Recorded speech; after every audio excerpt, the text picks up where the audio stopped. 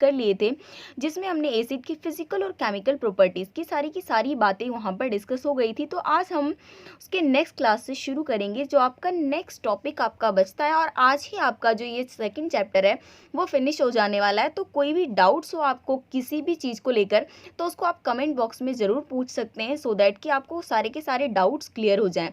तो अब जो हम वैसे तो सारे टॉपिक्स कवर हो चुके थे हम एसिड और बेस के बारे में, तो बट थोड़ा सा रह गया था कि strength of acid and base, कि किसी भी एसिड और बेस में कितनी स्ट्रेंथ है, वो कितना ज़्यादा इफेक्टिव है, या फिर कितना ज़्यादा वो हार्ड एसिड है या फिर बहुत ही नॉर्मल है।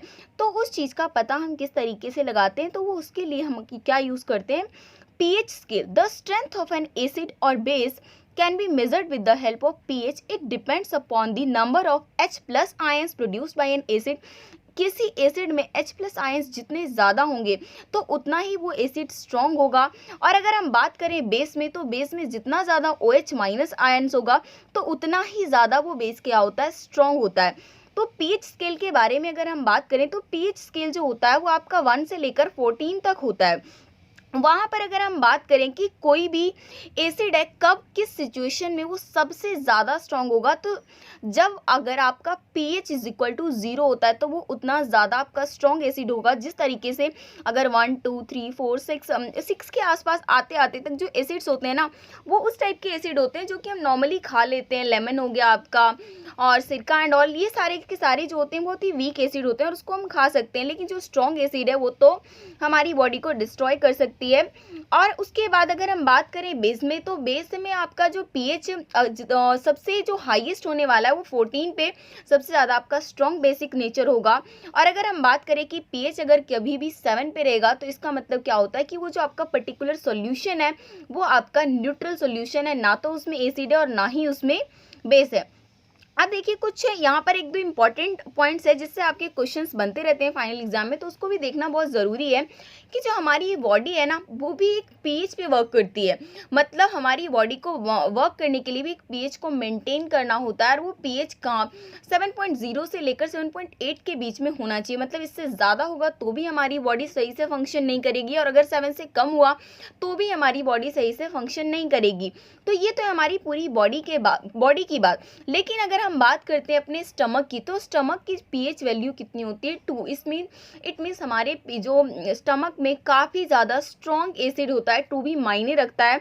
अभी आप ये देखो कि 7 पे हमारी बॉडी वर्क करती है, और जो हमारे स्टमक होता है उसकी पीएच वैल्यू कितनी होती है, 2। तो आप ये भी सोच रहे हो कि कितना स्ट्रॉन्ग एसिड, अगर हम एक नॉर्मली H2SO4 सल्फ्यूरिक एसिड जिसे हम तेजाब कहते हैं उसको हाथ पे डालें तो हाथ को जला देता है, लेकिन हमारा स्टमक किस तरीके से सेव है, ये सब कुछ आप पढ़ने वाले हो जब हम करेंगे बायो के चैप्टर्स की, वो किस तरीके से हम सेफ हैं और हमारे स्टमक किस तरीके से इस HCl को मतलब बर्दाश्त करता है, उस चीज़ को रखता है, और वो हमारे डाइजेशन में किस तरीके से हेल्प करती है।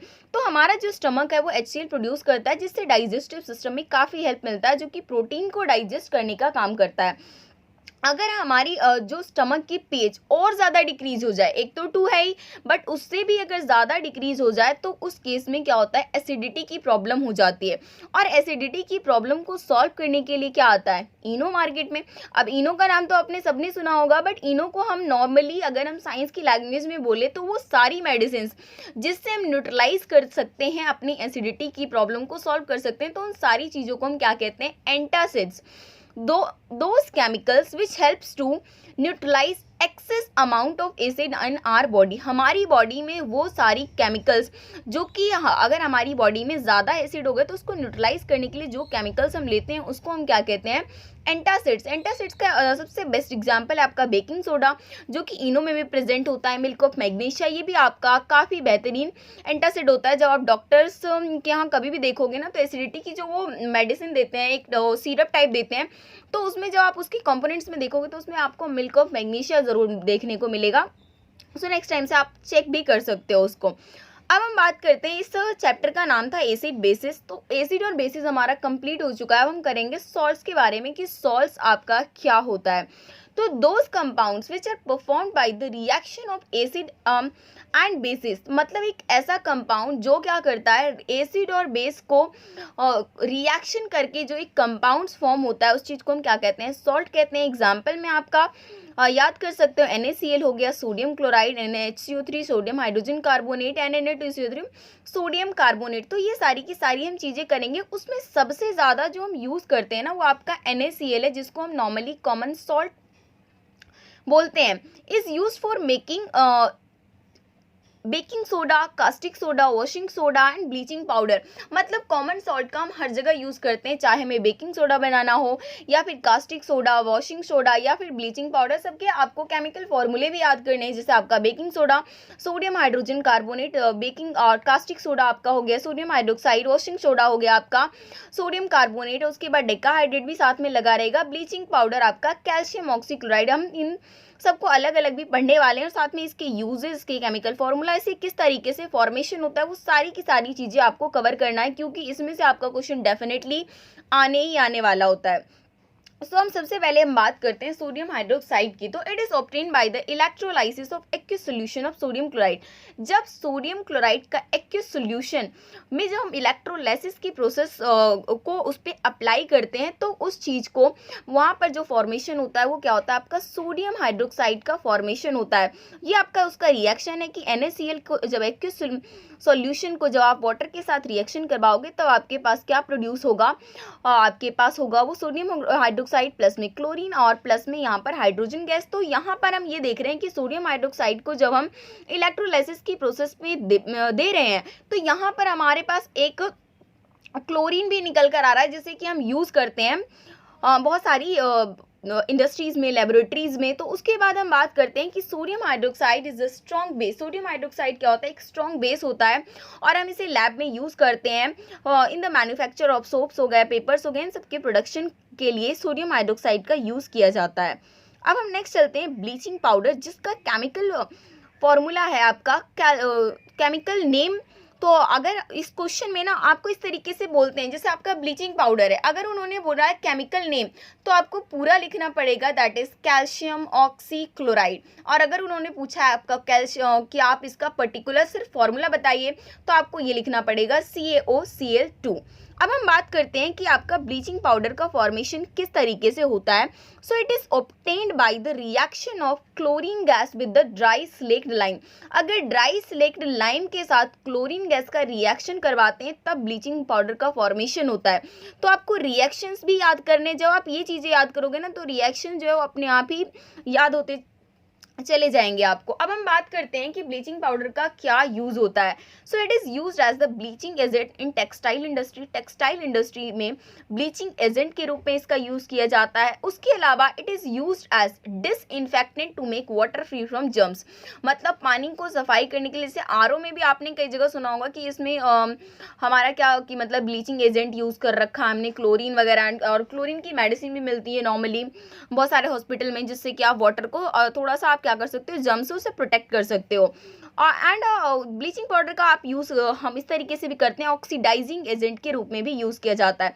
तो कई बार जो क्वेश्चन है ना, आपको जो 10th में थोड़ा सा घुमाकर क्वेश्चन इस तरीके से पूछते हैं, आपको डायरेक्टली नहीं बोलेंगे कि हाँ भैया हमें ब्लीचिंग पाउडर का मुझे ये सारी चीज़ चाहिए। वो कहेंगे एक ऐसा कंपाउंड है या फिर एक ऐसी चीज़ है जो जिसको हम क्या यूज़ करते हैं, उसको हम ऑक्सीडाइजिंग एजेंट के रूप में यूज़ करते हैं, या फिर उसको हम यूज़ करते हैं as a disinfectant to make free water free from germs. तो आप बताओ पर्टिकुलर चीज़ क्या है, उसका केमिकल फॉर्मूला क्या है। तो पर्टिकुलर जब आपको पता होगा तभी तो फाइनली फिर आंसर लिखोगे ना। तो इस तरीके का थोड़ा सा स्ट्रैटेजी है, तो आपको सब कुछ कवर करते हुए चलना है। सो नेक्स्ट है हमारा जो सॉल्ट से प्रोड्यूस होता है, दैट इज बेकिंग सोडा, जिसका केमिकल आपका फॉर्मूला होगा NaHCO3, that is sodium hydrogen carbonate. It is obtained by the reaction of carbon dioxide with the saturated solution of ammoniacal brine. Ammoniacal brine के साथ जब carbon dioxide का reaction करवाते हैं, तब हमें बेकिंग सोडा मिलता है। तो यहाँ पर देखिए NaCl के साथ H2O, CO2, NH3। आपको रिएक्शन ज़रूर याद करने हैं, तब जाकर, क्योंकि हर किसी का रिएक्शन याद रखोगे तो एग्जाम में आपको काफ़ी हेल्प मिलेगी। और ऑफकोर्स वैसे तो मोस्टली रिएक्शन पूछ ही लेते हैं, बट नहीं भी पूछ रहे ना, तो भी आप केमिकल रिएक्शन अगर लिख के दोगे तो एग्जामिनेटर पे काफ़ी पॉजिटिव इफेक्ट पड़ेगा। अब हम बात करते हैं कि बेकिंग सोडा का कहाँ कहाँ पे यूज़ किया जाता है। It is use for making baking powder. अब बेकिंग सोडा और बेकिंग पाउडर में थोड़ा सा डिफरेंस ये होता है कि अगर आप बेकिंग सोडा में टार्टरिक एसिड मिला देते हो ना, तो वो चीज़ क्या हो जाती है, बेकिंग पाउडर हो जाती है। उसके अलावा बेकिंग सोडा को हम एंटासिड में यूज़ करते ही हैं। It is use in soda acid fire extinguisher. Soda acid का जो फायर एक्सटिंग्विशर होता है, जिससे हम आग बुझाने के लिए भी इसमें यूज़ किया जाता है। अब नेक्स्ट हमारा जो सॉल्ट से प्रोड्यूस होता है दैट इज वॉशिंग सोडा, जिसका आपका केमिकल नेम है सोडियम कार्बोनेट एंड डेकाहाइड्रेट, क्योंकि यहाँ पे 10H2O जो आपका क्रिस्टलाइजेशन साथ में वाटर क्रिस्टलाइजेशन रहता है, तो उस चीज़ को हम करते हैं। तो देखिए यहाँ पे recrystallisation of sodium carbonate obtained by heating sodium hydrogen carbonate. जब सोडियम हाइड्रोजन कार्बोनेट को आप हीट करोगे ना, तो आपको क्या मिलेगा, सोडियम कार्बोनेट मिलेगा, नॉर्मल Na2CO3। लेकिन जब हम उसका दोबारा से रिक्रिस्टलाइजेशन करते हैं वाटर के साथ, तब हमें क्या मिलता है, वॉशिंग सोडा, जिसका आपका केमिकल फार्मूला, केमिकल नेम सब कुछ याद होना चाहिए।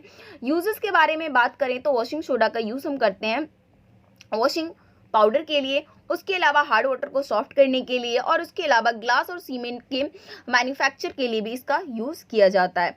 अब यहाँ पर आपने देखा होगा कि 10H2 एंड ऑल, ये सारी चीज़ें क्या होती है, तो ये होता है आपका वाटर ऑफ क्रिस्टलाइजेशन। इसके ऊपर भी एक आध मार्क्स का क्वेश्चन पूछ लेते हैं। So water of crystallization is the number of water molecules bonded to a crystalline salt।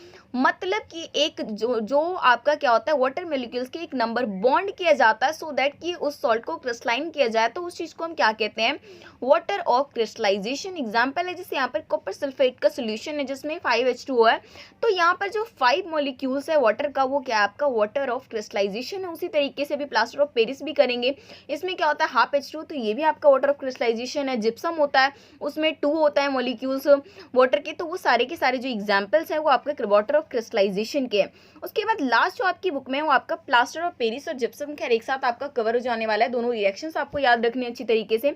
तो plaster of Paris is obtained by heating gypsum.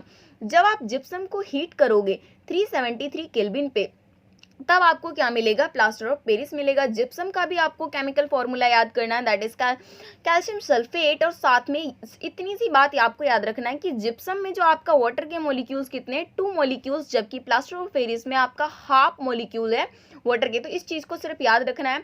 आप खुद सोचिए ना कि प्लास्टर ऑफ पेरिस जो आपका क्या होता है, नॉर्मल मतलब एक पाउडर सा होता है, जबकि जिप्सम तब बनता है जब उसमें वाटर मिलाते हैं, तो इट मीन्स जिप्सम में कुछ ना कुछ तो वाटर ज़्यादा होना चाहिए ना, तो इस तरीके से भी आप याद कर सकते हो। अब हम बात करते हैं कि जैसे ही आपका जिप्सम है, जिप्सम को जब आप हीट करोगे ना, तब आपको क्या मिलेगा, प्लास्टर ऑफ पेरिस प्लस में वाटर भी। अब वो तो जब आप गर्म करोगे तो वो अपने आप ही वेपर के रूप में उड़ जाएंगे। अब क्वेश्चन कभी कभी घुमा के भी पूछ लेते हैं, जरूरी नहीं उन्होंने कहा कि जिप्सम से हम किस तरीके से प्लास्टर ऑफ पेरिस, ये भी आपसे पूछ सकते हैं कि जो प्लास्टर ऑफ पेरिस को किस तरीके से जिप्सम में कन्वर्ट किया जा सकता है। तो जब आप क्या करोगे, सिंपली प्लास्टर ऑफ पेरिस में वाटर को मिक्स करोगे, तो ये क्या कर लेगा, जिप्सम का फॉर्मेशन हो जाएगा। तो इस तरीके से वाटर ऐड करेंगे और आपका क्या हो जाएगा, जिप्सम। अब हम बात करते हैं जो कि यूजेस क्या है प्लास्टर ऑफ पेरिस की। तो सबसे पहला है, it is use for plastering fractured bone. जब भी किसी के बोन्स टूट जाते हैं ना, किसी की हड्डी, किसी के पैर, हैंड, हाथ, तो उसमें आपने देखा होगा कि वहाँ पर POP ही यूज़ किया जाता है। उसके अलावा चौक में यूज़ किया जाता है, इसका टॉयज़ बनाने के लिए, स्टैचूज़ बनाने के लिए इसका यूज़ किया जाता है।